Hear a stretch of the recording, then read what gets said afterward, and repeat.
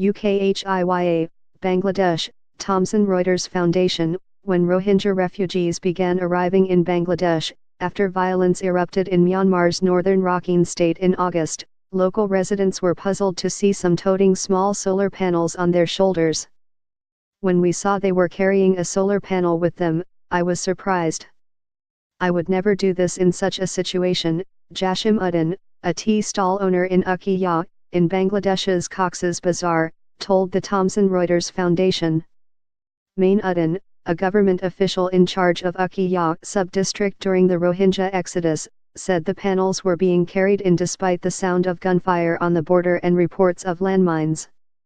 More than 600,000 Rohingya Muslims have fled to Bangladesh from Myanmar's northern Rakhine state since August, when the Myanmar army launched a crackdown following attacks on police posts and an army base by Muslim militants.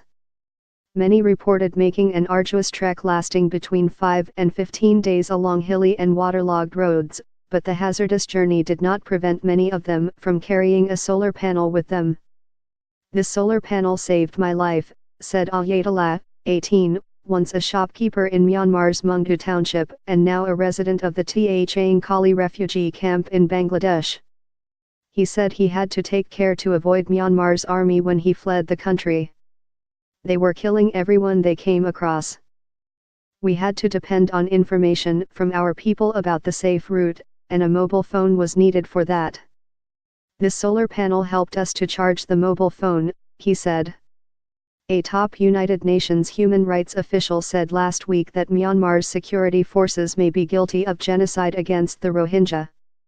Mainly Buddhist Myanmar denies atrocities against Rohingya, and said in September that nearly 400 people died in the fighting, mostly Rohingya insurgents. Ayatollah said that he only brought some clothing to Bangladesh, beside the solar panel. "I thought even if I could not take anything, I must take the solar panel," he said. Interviews by the Thomson Reuters Foundation with more than 50 Rohingya refugees in Balukhali and Thangkali camps in Ukhiya, and observations of refugee households in the camps, suggest large numbers of refugee families brought solar panels with them. Refugees used the panels, each the size of a laptop computer and fitted with a battery and a small light, to charge mobile phones and provide light at night on the hilly jungle roads on their way to Bangladesh, they said. Many said they also thought that the panels would also come in useful if they had to live on the streets in Bangladesh.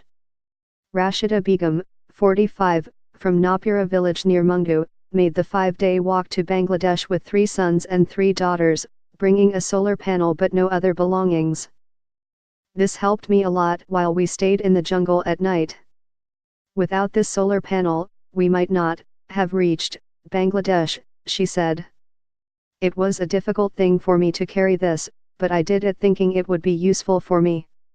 Mohammed Yasser, a refugee from Kiripara, near Mungdu, said many rural areas of Rakhine state lack grid electricity connections.